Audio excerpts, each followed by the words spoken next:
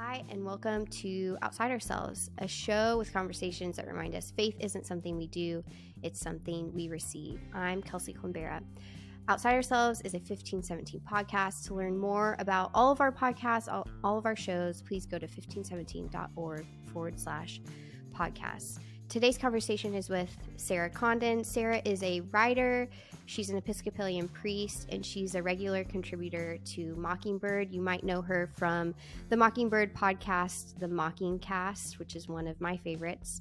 Sarah talks with me about how she's navigated suffering, grief, and loss in the last couple of years.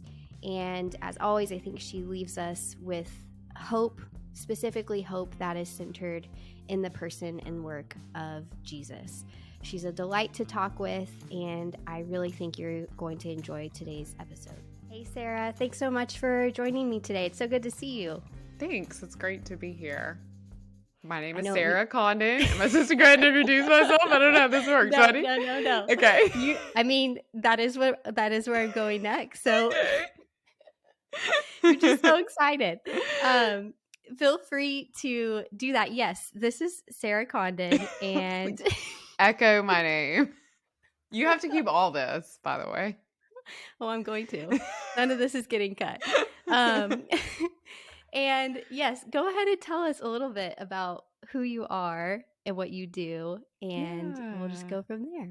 So we live in Houston, Texas, and I'm married to Josh. We've got 2 kids, Neil and Annie, and I'm an Episcopal priest, so I'm ordained in the Episcopal tradition.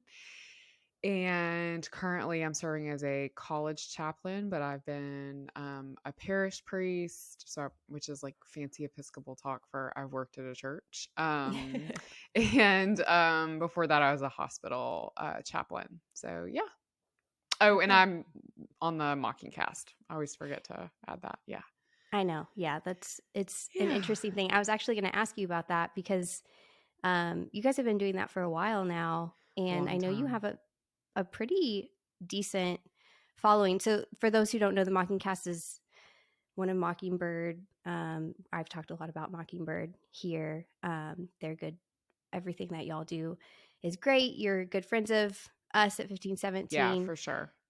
And the Mockingcast is one of Mockingbird's main podcasts. Yeah. Can you tell us a little bit about like the format? Sure. So it's me and 2 really good friends of mine, RJ Heyman and David Saul. And Dave is not ordained, but works in the church and is a college chaplain at UVA. And then RJ is ordained and has a church in Palm Beach. And we just meet every other week. It's like so fun to me. So I love that anyone listens. And we talk about stuff we see in the news and really where we see God's grace reflected or even not reflected within, but as all things Mockingbird, we don't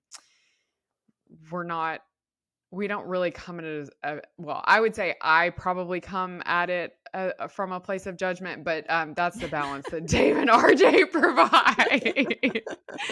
So they're kinder. But it's a lot of fun. It's fun that people listen because it really is like a very enjoyable part of my week. Yeah, it's awesome. It's one of I don't listen to it every single episode, but it's one of my favorite podcasts. And I know during COVID, it was like such a life support for me. And I feel like I heard people say that, and I heard you guys kind of talk about that was the feedback you were getting. What about the show do you think has really caught on for people? Like, why do people love it so much? I think there's really, I would start by saying I think there's a really bad and good reason.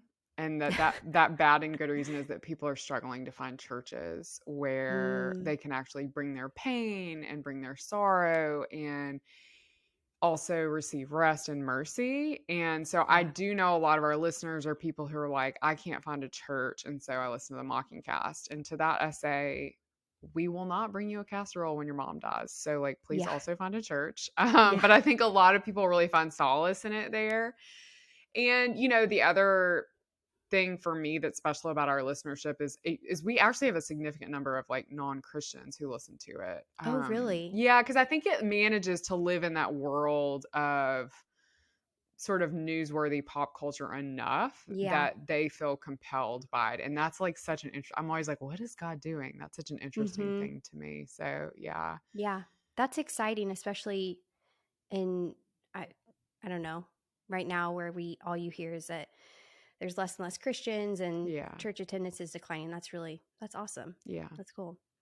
Well, I feel like this is true from what I have read of yours and when I've listened to you talk, and then of course the Mockingcast too. But I feel like you in particular have this really amazing ability to be honest. Like I read your book Churchy a long time ago, and I read it in the car, and my husband was driving, and I think I was just like either quietly crying and like sniffling or like laughing hysterically out loud. And he was like, what is going on? But I think that speaks to kind of your ability to just be honest about how things are in life, which always seems to, I don't know, we rebound, I think, between this grief and this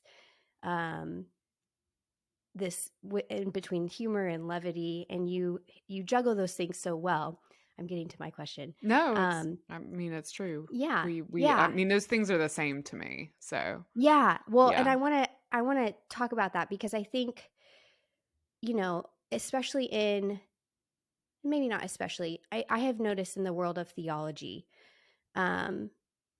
theologians sometimes struggle to be honest. And I think one of the reasons why is because this is maybe true for me, like when I'm like, oh, wait, should I say that?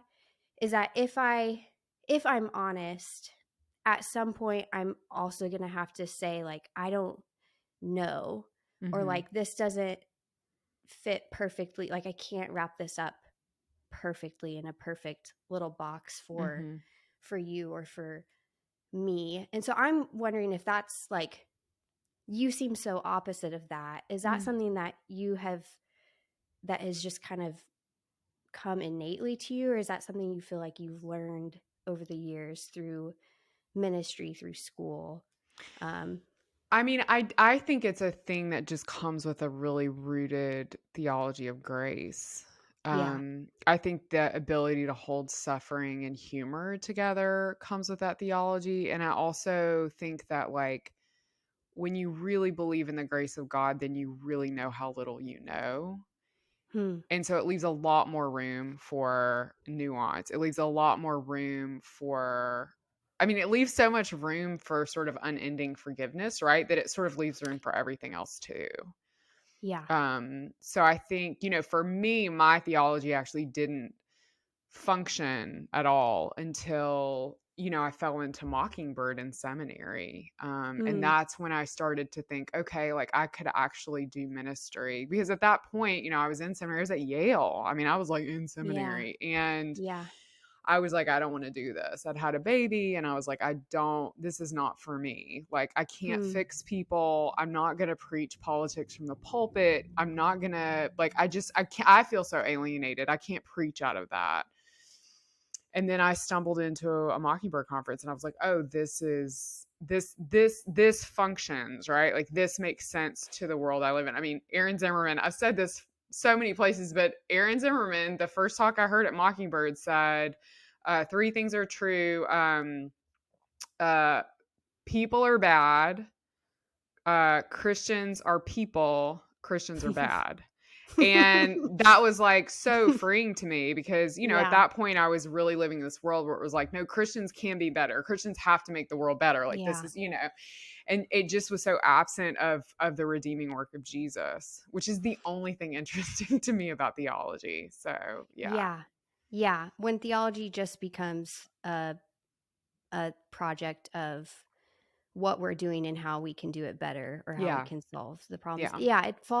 I think that's true for me too. I grew up in a different world, like very much more just American evangelicalism. But it falls so flat for me. Like it's kind of that talk. You're right. It gets stale and it gets boring. Yeah. Quickly. And it's I think it's partly because it's just tiring. Sucks the life out of you. Yes. And it's no mistake to me that having a baby was the thing that pushed me towards grace, right? Because if anybody thinks they're tired on a Sunday morning, you have no idea how tired a new mom is to try to get kids to church. I mean, it is like, it just wears you out. And so I mean, I think having a baby was really the thing that pushed me towards grace in a lot of ways, because like I just couldn't keep it together. And it was so obvious, Kelsi, because all my classmates were like, I was almost 30. They were all recently graduated college, like going out and doing happy hours. And I was commuting an hour and a half and had a newborn, and gosh. So I was like, I am not keeping it together, like officially. So yeah, I mean, as in all things, suffering just pushes us closer to God. What is that? This Sturgeon? Is that his name? Spurgeon? Spurgeon. I always get it wrong. Sturgeon is a fish. Spurgeon said, I kiss the wave that throws me into the rock of ages. So interesting. Yeah. I like that. Yeah. Well, today I want to talk a lot about grief and suffering and death. And I know that that's, for a long time, you have kind of had like an interest in talking about death and writing about death. Why is that? Like, what kind of sparked your interest in that topic to begin with? And why do you think it's an important thing to talk about? So it's interesting. I think God is so mysterious, and we really don't know when things happen in the moment. We always have these like really silly assumptions as to why they're happening, and they're like rarely ever true. And my parents both had incredibly tragic childhoods. My dad's dad died when he was a teenager. He was a raging alcoholic. My dad had turned a gun on him at a pretty young age. And wow. And then my mother's father had bipolar depression and killed himself when my mom was 2. And then her brother was actually trying to save a woman who was trying to kill herself by drowning, and he drowned when my mom was 8. So a tremendous amount of grief and loss. Yeah. And they were always really honest with us about that. I have never understood families that have family secrets, because we just didn't. And that what that looked like in my life as a child was when people died in my life, we showed up for those people in really profound ways. So my best friend, when I was 14, her dad had a heart attack. And I remember so many friends, kind of their parents just pulled them back, like almost like you would catch death, and my parents were like, no, you need to go back down to her house. Like, you're just going to stay at her house all day. Like, you're just going to spend the week at her house, like just because they knew how alone she would be. And of course, I would have told you years ago, like, oh, that was all for the sake of ministry. And certainly a lot of that has to do with why I feel compelled to ministry and why I'm super comfortable in a hospice room, right? Like all of that has been really helpful. Yeah. But the reason God did that to me was because my parents were going to die in a car accident. I mean, that's why, that's the reason. And so 2.5 years ago, when I was 38 years old, they were coming through a minor accident that should have been cleared from the road and had been sitting there for 40 minutes. And they plowed into an 18-wheeler.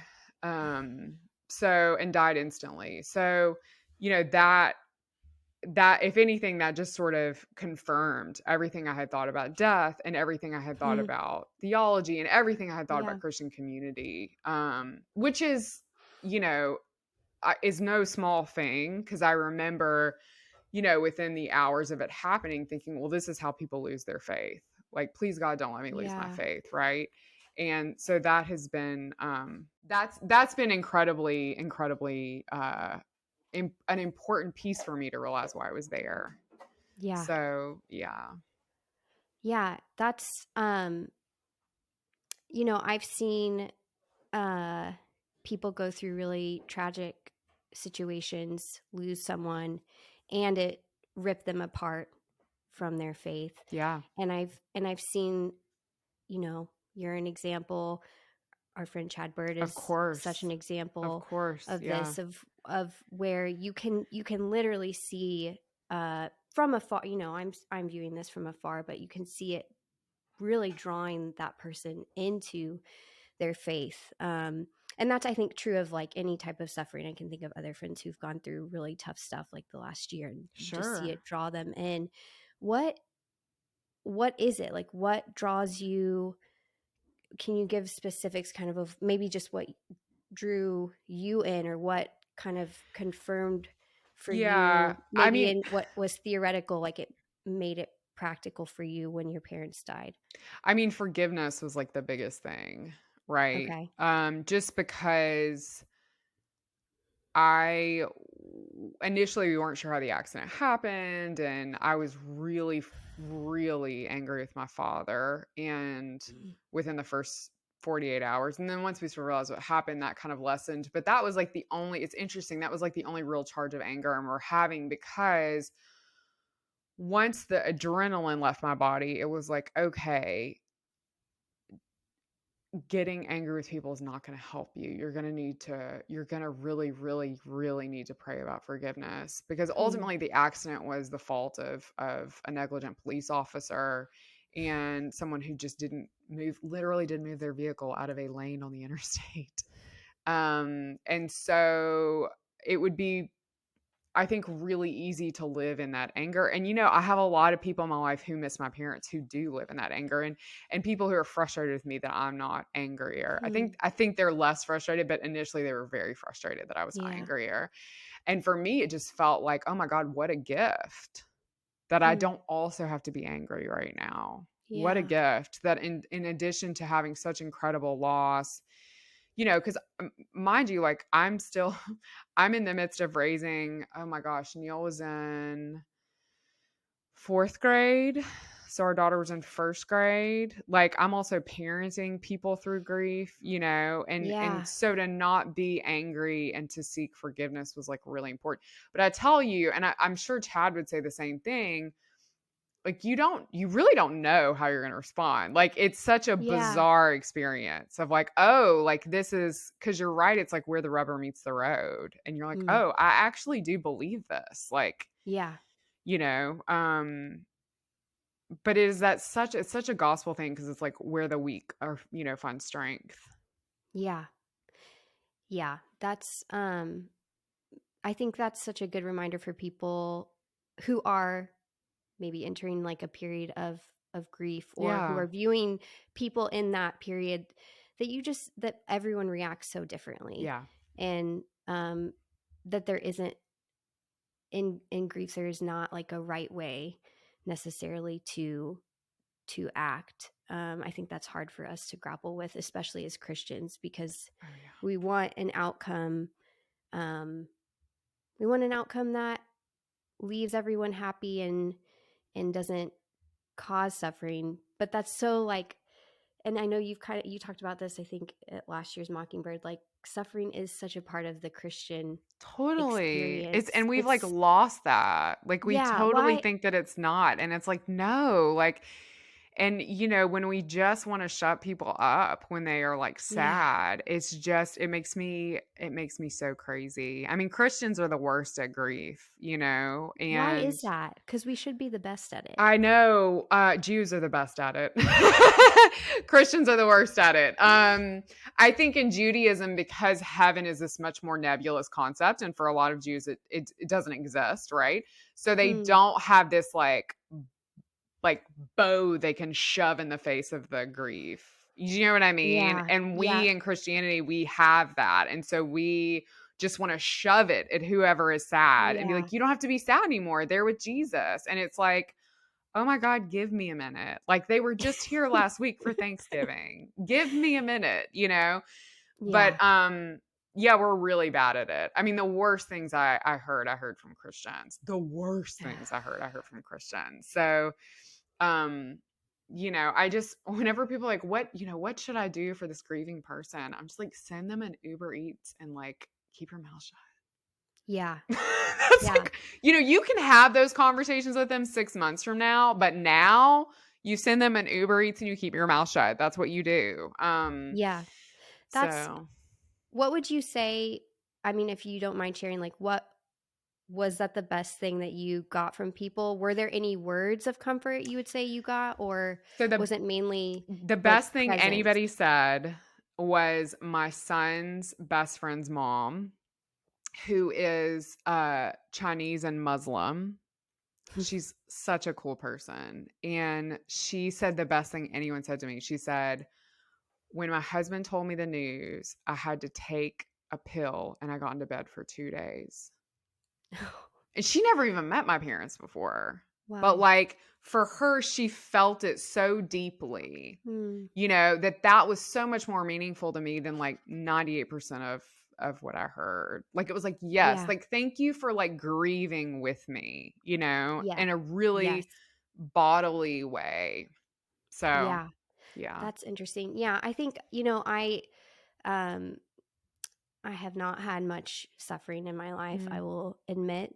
But there a time where I did have some real grief. I think and this, like, it will make me cry every time I say it. But the best thing that I heard from one of my good friends was, she said, we are with you in joy and we will be with you in this suffering. And that's all. Like, those words, I think, you're not explaining it away. Yeah. You are not trying to fix it or shove heaven as the answer, but you're saying like, hey, I'm here with you now. And if you can do that for people, even if you're just being quiet the whole time, I think that's like, I don't know, I found that to be the best answer. So I feel like that kind of tracks with my experience as well. Kind of mentioned at the beginning, this tension, or not even tension, like this go-between between like humor and suffering, between death and humor. Can you talk a little bit about how that has played a role for you as you grieve and how you've just seen that function in the world? Yeah. So, I've always been, I'm funny by nature. I know that about myself. Like, I come from Southern storytellers. My parents were very funny, creative people. My brother has done stand-up comedy exclusively in Black clubs. I mean, like, we are, we are funny people. And so for me, it's always been a way of, I don't want to say coping, because I hate when people say coping, because I don't think it's that. It's a way of like lifting our own hearts and lifting the hearts of those around us. Like, drinking is a way of coping, right? Yeah. Kind of, is coping more, would you say, like an escape? Yes. Like, and also like I use the word selfish, not in its literal meaning, but drinking alcohol when you're sad is like a self thing to do, right? You're just soothing whatever it is in you, and it's not healthy. But the laughter, it like literally, and when I lost mom and dad, I started to read a tremendous amount about the science behind grieving. And what we know about humor is that it literally gives your brain a break for a second, a very, very necessary break for a second to like lift, right? Out of the depths. And then you'll go back down. Like, don't worry, it'll still be there, right? So it's not true escapism. It's not true coping, but it reminds you that life exists beyond these depths. It makes me think of, we use the word ghetto with our own connotations now, but the ghettos originally were places where Jews were put during the Holocaust before they were sent to concentration camps. And inevitably, in every ghetto, there would be street performers who, they'd been there a few days. They knew they weren't leaving. It was an incredibly sad place. There wasn't enough to eat. People were dying. Children have parents. And yet there was something about the human spirit that would make them come out and want to buoy their hearts and the hearts of those around them. And I think for me, that's why I think grief and like truly funny things like live together. So you know? Yeah. I hadn't that idea that humor is also like a community Yeah. thing where you can share with people even as you are suffering is really interesting, because that is so different than, like you said, like a coping mechanism. And I think one of the hard things about suffering is we hear over and over again, whether you're Christian or not, I would say, like, you're not alone in suffering. You're not alone in suffering. Mm-hmm. And yet the reality is that suffering is sometimes the most lonely place you can be, right? Mm-hmm. Is that, have you had that experience? Yeah, I mean, I don't know that I would say that the suffering was lonely so much as um I don't know. It always felt like sort of an internal storm. Okay. But because I had the good fortune of losing people who a lot of people loved.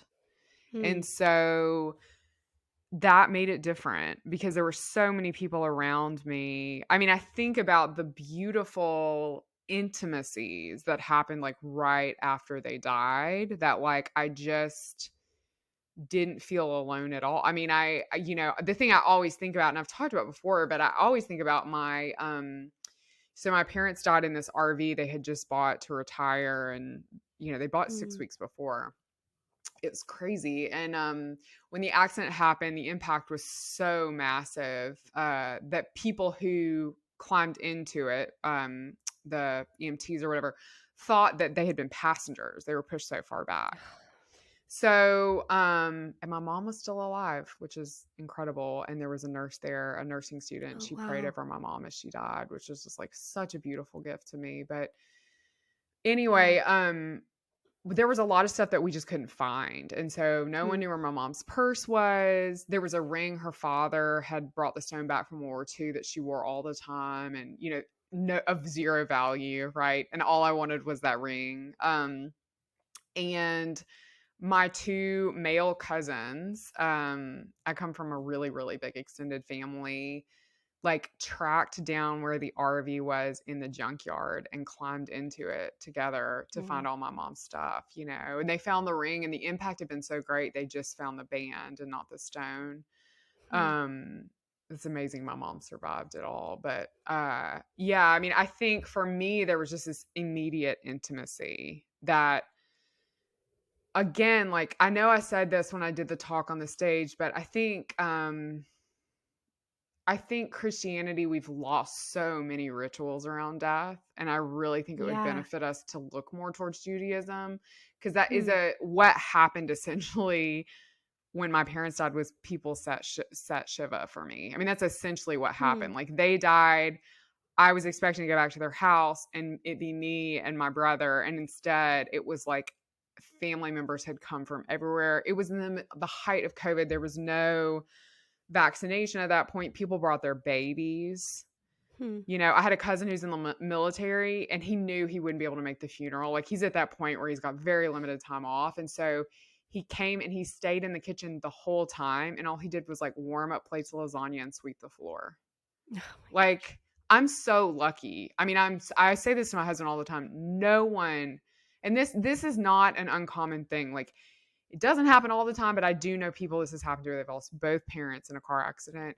And like, no one's ever been as lucky as we've been. We've just been hmm. so lucky, so Hmm. fortunate, so blessed by just this community of people. And I don't know that I could say I felt lonely. I could say I felt really deeply, intimately loved. That's amazing. Can you mentioned kind of this loss of like ceremony around Mm-hmm. death, and how Judaism could kind of get us back to that. Could you Mm-hmm. talk a little bit about maybe both? Like, what have we lost in Christianity that used to be there, and what do you think have you seen as a part of Judaism that's helpful? I mean, I do think the idea of sitting Shiva, and that basically just means for a set number of days, you come and sit with the bereaved in their Hmm. home. You cover mirrors so they don't have to see themselves. Hmm. You bring a lot of food. And there's a certain element of like, right, my southernness, and I would imagine perhaps in Midwestern culture that still is able to manage this. But in a lot of instances, we don't do that for each other anymore. I think a lot of Christians, even perhaps people who maybe are not church attenders, but people who are Christians in name, which are still Christians, and there's a lot of them in the United States, they don't really even have funerals anymore, which is fascinating to me. And they don't do them in churches, right? They do them in the funeral parlor, and it's gross and it's weird and it's not real community, and it's like playing house versus like being married for 50 years. Like that's the difference. Like it's just so different. And I think a funeral is the most necessary thing. And mom and dad had the best. I mean, it was in the middle of COVID. We couldn't do it in their church. They both grew up in the Mississippi Delta, so we used my aunt's front yard, and we rented a tent and chairs. There's a tiny Episcopal church in that town. I mean, it's like the size of like somebody's living room, and it's the kind of town where everybody has keys to everything. So my family went over to the Episcopal church, of which none of them are a member, and got the pulpit, the altar, the hangings, and they made an Episcopal church in the tent. Like, it was so cool. So, and my brother works for a church. His two priests came up and did the service. Like, it was just beautiful. I mean, but we needed it. Like, that's the weird thing to me, is like, people actually, like, we lost my father-in-law. Oh gosh, when did we lose Dave? Probably 3 or 4 years ago. And he and my mother-in-law are very complicated people. We did not know he died when he died. We found out later through someone else. And I remember we were talking to our bishop about it here, and he said we should do a service for him. And I just remember thinking, like, really? Like, first of all, it was months ago. Second of all, am I gonna have to put myself through this? Like, really? And then we sat down in this small chapel with like closest friends and family, and the bishop sat in a chair the whole time. He didn't even stand to do the service. It was so like intimate and beautiful. And we just wept. And I was like, oh my God, we needed this. Like, Yeah. Is it that sense of, I mean, because I'm just thinking back to who I've lost. Like, I lost my grandma during COVID, not from COVID, but it was hard because we couldn't, like you're describing, we couldn't do anything. And so we had to wait basically 6 months before anyone could get together. And 6 months to grieve, like 6 months to acknowledge it. Are we missing, like, do you think the thing that we're missing is this act of acknowledgement, this act of mourning? Or is it something else? Like, where's the disconnect for people, and what is the result of whatever that disconnect is? I mean, I think for me, like, if I don't look to Judaism, I look to the Black church. And I think the idea of a homegoing, which is what in a lot of traditions within the Black church is, what they call a funeral. And for me, as abrasive as I found it in the days after they died, when people are like, oh, but they're with Jesus, there was something about a service that you feel like you're sending them home. Yeah. And that, and we used that language around it, right? That we were sending them home, that felt like very comforting. And, I think back to my father-in-law's service we did for him, which was like totally such a complicated thing. And it still felt like that. It still felt like, oh, like we are sending, all these months later, like we in our own way are sending Dave home. So, yeah. I'm wondering too, if there's like what the impact is, or what you think the impact is for people just actually having to like acknowledge death and like face death. And I don't know if that impact, if there is any, is more for people personally, or I don't know. I don't even know really what I'm getting at. What I'm thinking about is that yesterday we watched the most recent episode of Succession, which I don't know if you watched that show. But the spoiler alert, if you haven't watched this season, the dad, like the main guy, dies. And the whole episode is this scene where the kids are trying to get information about their father's death. Like they're on the phone, he's on an airplane, no one really knows if he's dead. Yeah. Like they're doing chest compressions, they're not really sure like what's going on. And afterwards they interview the showrunners, and they said that they were trying to capture like this modern the modern experience of being separated from death, but like having to also experience it, and how like disconnected and jarring it can be. Yeah. Like they're in the middle of it. This is like a long tangent, but I do think there's something to be said about having to like own up to the fact that we're mortal, that we're going to die, that changes the way you view life and view those around you. Yeah. And I think we're kind of missing that a little bit. I don't know. Oh, I think we've totally missed it. I think white people are the worst at it. Having been a hospital chaplain, I can tell you that Jews and Black folks are much better at experiencing grief than we are. It's like we can't get out of the hospital room fast enough, you know. And I having seen both ends of that, I've seen. It was always amazing to me when I'd be with Jewish patients. Somehow, someone within moments of death would show up with like bags of food, right? Wow. Like immediately, and they would start eating it in the room. Like it was like immediately, right? And then with Black folks, I just remember the need to touch the dead people, like literally, and like to pray over them and to really be present in that moment. And for white people, we just can't get out of the room fast enough, and we don't want anything to do with it, and we don't want to see it, and we don't, you know. And the other thing is, right, like we've had the modern convenience of not having it in our homes, right? Especially when you think about Black folks, like that has been less because of our health system. That has been less so for them, and so this is, I mean, and to our own detriment in a lot of ways, right? We just avoid death at all costs. And I think what it does is it makes us get Botox, Kelsi. I think it just makes us think we're going to live forever. And so we have to like, our bodies have to, it affects everything. Our bodies have to bounce back after we have babies, right? Like we have to color our hair as we age. Like, I don't know. I just think it. And so when you know death intimately, when you realize how imminent it is for you, and it's imminent for everyone. Yeah. Then you love differently. You see yourself differently. Like it just has changed, you know, losing my parents has changed every relationship in my life for the better. I mean, that sucks that that's what it took, but like, it's true. Can you give specifics of how relationships have kind of changed for you? I mean, I think I've pretty much lost all ambition. Like before I lost my parents, you know, I was very focused on sort of climbing this like pretty well-defined ladder within our tradition, our Episcopal tradition, where at like some point, like I'd write enough sassy pieces and I'd like be on a podcast enough that like, you know,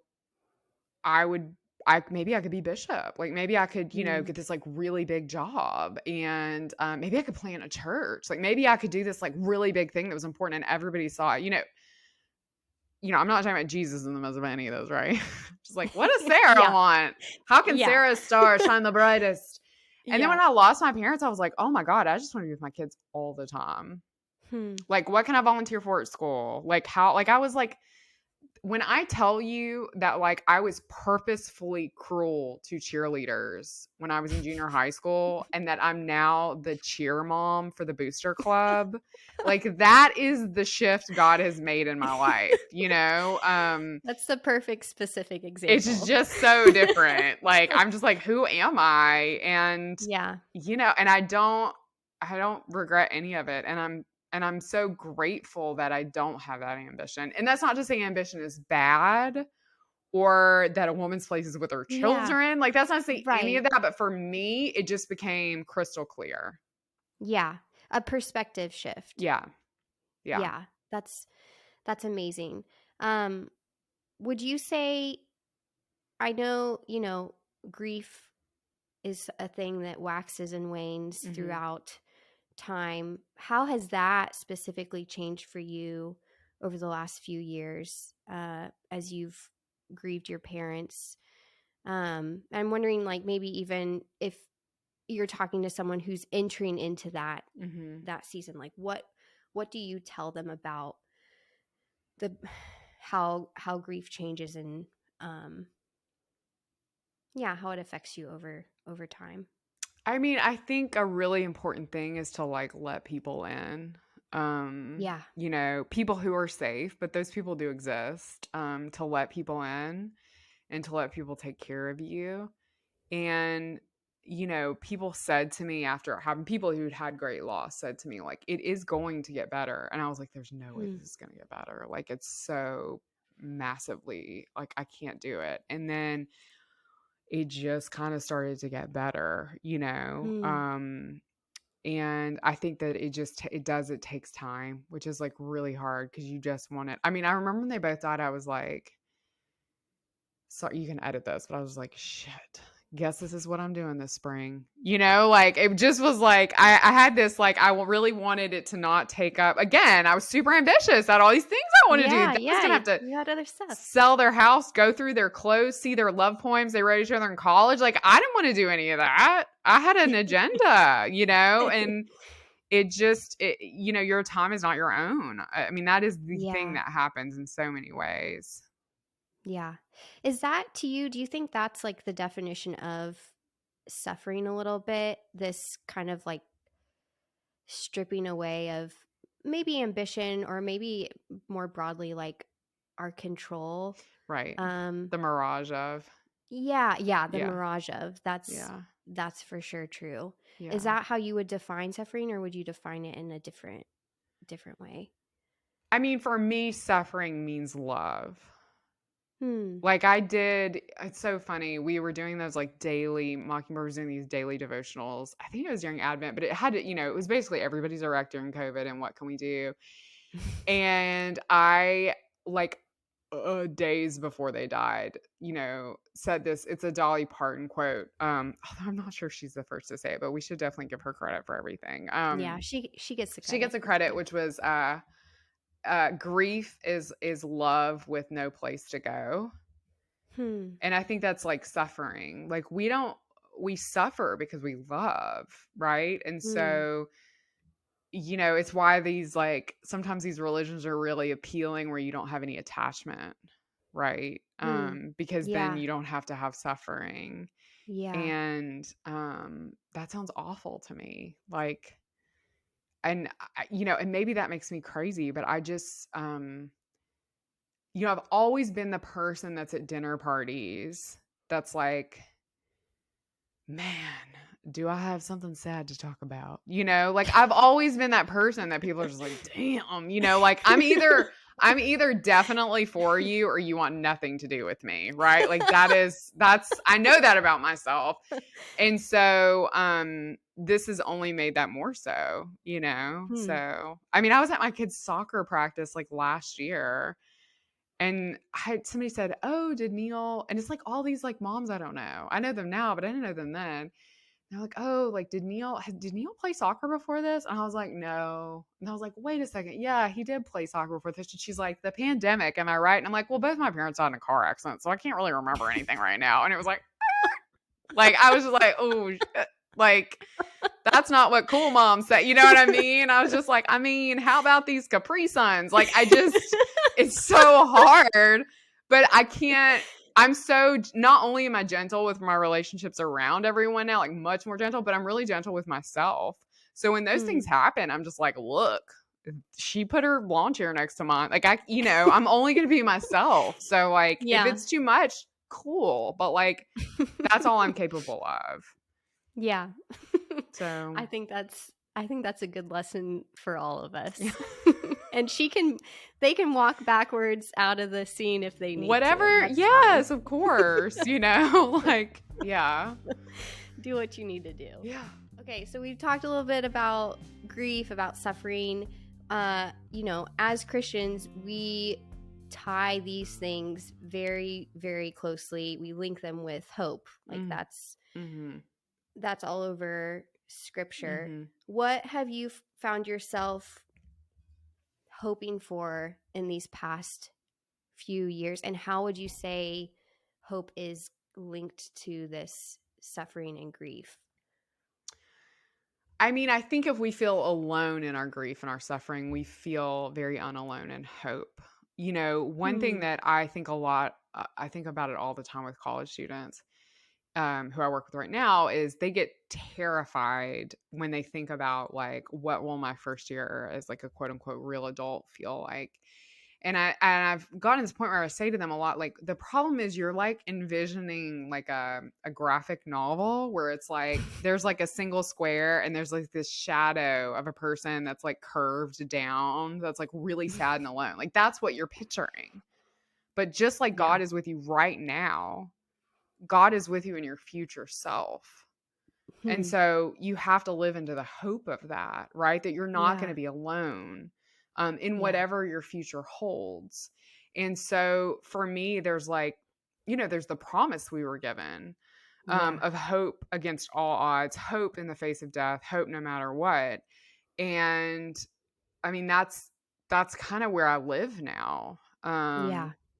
Which is such a gift because I don't take things as personally as I used to. I don't, like, it's just like when you know that that's the end game, then the game is much better. Yeah, for sure. And I think that's what colors or should give us perspective to allow people to grieve. Totally. And allow people to react in the ways that they need to, because we know that there is a reality of death as Christians, but we also know that that's not the end. That's not the promise, like you're saying. And that's something that is very unique to us. Yeah. And I don't know if it's that we're forgetting that you have to go through death to get to that, or if we're forgetting the promise of like the resurrection of the body. Or we're just like watering down both. I don't know what's going wrong exactly when I just think Christians we all like envision like mega mansions with like gold streets, and it's just messed everything up. I think that's what's happened. Or Care Bear heaven. That's what I mean, it's just totally was like my anxiety as a kid around heaven. Yeah. I mean,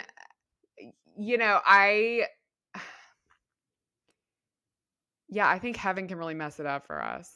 I don't know. I think a sense of an eternal hope in Jesus is so much more. I mean, my husband preached on Easter, and he said, we always forget that that ends are really beginnings. And he talked about the movie The Truman Show, which I don't know if you've seen this. It's pretty old, but right, this guy's in a television show and he doesn't know it, and it's awful. And he's the main character, and it's just awful. And they try to kill him really at the end of it so that he can't find out that this has all been fake. And people are wearing these buttons that say like, how will it end? And really like the end is the beginning. It's like that's actually where this, I don't know. It's where the unknown lives. And I just think we waste a lot of time and energy. It's funny thinking about heaven, but not thinking about Jesus. Yeah. That's where it goes wrong, I think. Is where it's like this weird, maybe abstract or just weird picture of something that's disconnected from him and his and God's love and mercy and sin, right? And what we've done wrong. Like it's just like it's just so fascinating to me. I mean, it's like we have this fantasy where it's like a gold encrusted, it's like the Kardashians, like suburbia, and God is like the like jovial mayor. Do you know what I mean? Like it's like, what are you talking about? So I think a lot, it's funny, in seminary, I sort of like, oh my God, I can't believe we're reading this. But I think a lot when I think about grief, about the medieval mystics, especially the women, and how they had these like very intimate relationships with Jesus in a bodily way, the way they talked about it. And sometimes they got a little wild. And sometimes you're like, what are we really talking about here, ladies? But I do think that is a thing that you begin to experience when you experience great loss. You know, it's just a real intimacy with the presence of Jesus. So, and you have crazy things that happen. I mean, I don't know. I love this phrase, but I don't know if people will understand it. My friend Ben Madison, who's also an Episcopal priest in New Jersey, he says, God just trolls some people. And I feel that in a really big way. You know, I mean, we lost my parents 2.5 years ago, and my brother and sister-in-law had their first child on Easter night. Oh, wow. Like, come on. You know what I mean? Like, come on. Like, there's just these things that happen. I mean, I preached a couple weeks ago at my husband's church about, you know, that text where the guy is blind and Jesus, you know, spits in the dirt and like rubs it on his eyes. And like, I kept thinking that with this sermon, I was like, I guess I should talk about like the victory of this, right? I mean, it's a healing. I should talk about the victory of this. But all I could think was, at the end of that, the guy has lost his parents. He's lost his whole community. Like, he's been excommunicated. And he's just literally there with Jesus. Like, that is what he has been given. Like, he's lost, actually, we always like, oh, he saw. Yeah, but he lost everything. Yeah. Except Jesus. Jesus is this thing that came to him, right? So I preached a sermon. I'm like, God, this is probably heretical. And afterwards, this gentleman comes up to me who I know from the parish, weeping. And he's like, Sarah, you're not going to believe this, but I went to the doctor this week and they told me that I'm going blind and there's nothing they can do. Oh my goodness. And I thought, wow. This is why God didn't let me preach a sermon about victory over blindness. This is why. Just for this person, you know, like this is why. And so, I mean, I think for me, there's this like intimacy with Jesus and with the Holy Spirit in my life that like has only gotten more so since more suffering. Yeah. Yeah. And I think that's, you know, I come from a tradition that's very wary of talking about experience and I get that. I get the reason for that. And I actually, like, I think for me coming into that tradition as an adult, that was very refreshing because when you grow up in traditions that are like, you have to experience it. And are you like, how good was your experience? Right. And you're like, are we talking about sex or God? Rate it sex 1 or to God? 10. Yeah. Like, what are we talking about? Yeah. Many ways that can go wrong. It's refreshing to be like, this is not the way that this is not the only way, the primary way God speaks to you. And yet, like, how amazing that our God is all powerful, all knowing, and all loving enough to work however he chooses. You know, like there's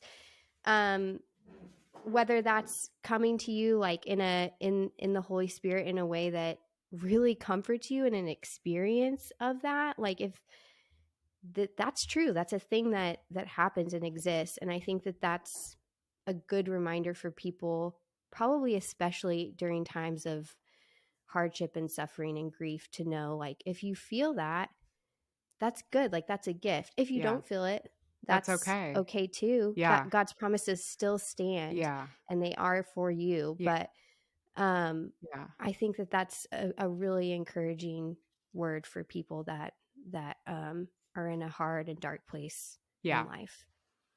Good. Yeah. I'm glad. Yeah. It's an encouraging word to me. I mean, I think, you know, one thing that's always so interesting to me working with college students is there are much more sort of evangelical presences on campus. And one reason my students struggle with those so much is because they are told to have this very specific experience in order to fit, right? And I just don't think we can limit God that way. Like, you know, I just don't, I think God is so like whimsical and creative and present to us in such interesting ways. I just, you know, I just don't think we can limit God that way. Yeah. Yeah. I think that's very true. I know we're getting close to the end of our time together. I feel like we could talk for forever. Is there anything like, I don't know, anything that you would want to leave someone who's listening to this who is grieving, whether it's like the grief around someone they've lost, or grieving something they've lost personally, like bad health news, whatever. Sure. Like what would you want to leave them with? I think what I would say is like to remember how incredibly gentle, and I know we all like to talk about him turning over tables, but like that happened once. We need to remember how incredibly gentle Jesus is, and how incredibly gentle he is towards us, towards you, and also to hold fast to that and be gentle with ourselves. I think that is like, in the face of grief, that's like all you can hope for. Thanks, Sarah. I appreciate it so much. Sure, so this good was to so chat. Fun. Thanks. Yeah, take care. Awesome. Thanks so much for listening to this conversation today. If you enjoyed my conversation with Sarah, or if you've enjoyed any of the episodes from Outside Ourselves, I'd love if you could give us a 5-star rating wherever you're listening or watching. That's a simple, easy way to help other people find the show as well. As always, I'll see you back here in a couple of weeks.